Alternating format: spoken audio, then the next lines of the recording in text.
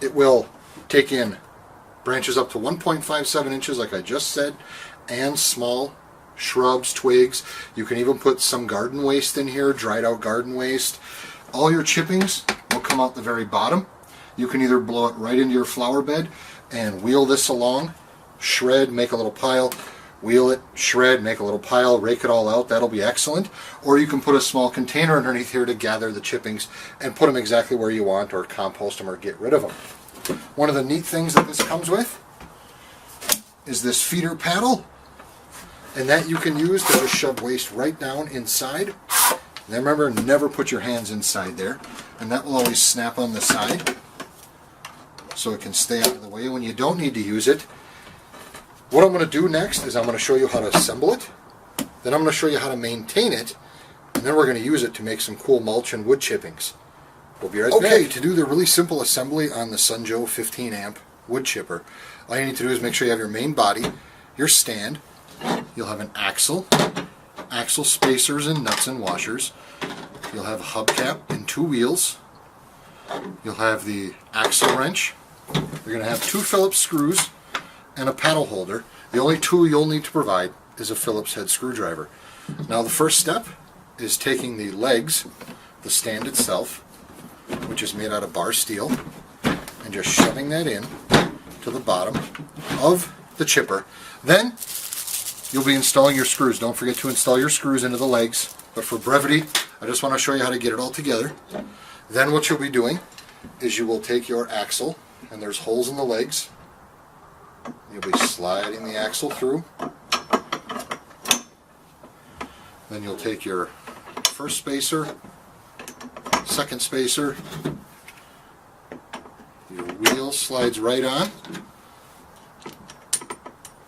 washer, and your nylon nut. Then you'll take your wrench, you'll just secure that wheel down, and then you'll go ahead and you'll attach it on the other side as well. You'll put the other wheel on the other side, and then you will snap your hubcaps on. Last but not least, you'll be snapping on your paddle holder so that when you're not using it, it can hold the paddle for you when you're putting branches inside and whatnot, when you don't need to use the paddle to shove debris through the chipper. So let's take a look at the inside of the chipper now that we've put it together. Now we're behind the machine now where you're going to be operating it, and as you can see, it's turned off. The extension cord is unplugged. Always make sure the extension cord is unplugged if you're going to open up the machine. And as a safety feature, if you want to make sure the kids can't plug it in and use it, you can pull that lock out of the off switch and they won't be able to turn it on. If you do happen to overload the machine, there is a reset button here that you can press after letting it cool down for a minute, and then you can run the machine again. Now, to maintain the machine is quite easy, or if you get any sort of a jam in it or anything, make sure you power it off, pull that safety key out, unplug the machine, and let it cool down for a few minutes. Then you can go and you can open this red access screw right here, and you can open the machine. Now let me turn it around so that you can get a look at what you're going to see when you open that up. Now if you look closely, right there is one of your double blades. Okay, and they include this wrench. There's your blades. We can push the motor. Since it's turned off and unplugged, I know I'm not going to hurt myself. You can take the blades out. You can easily remove the screws by reaching down in with the wrench.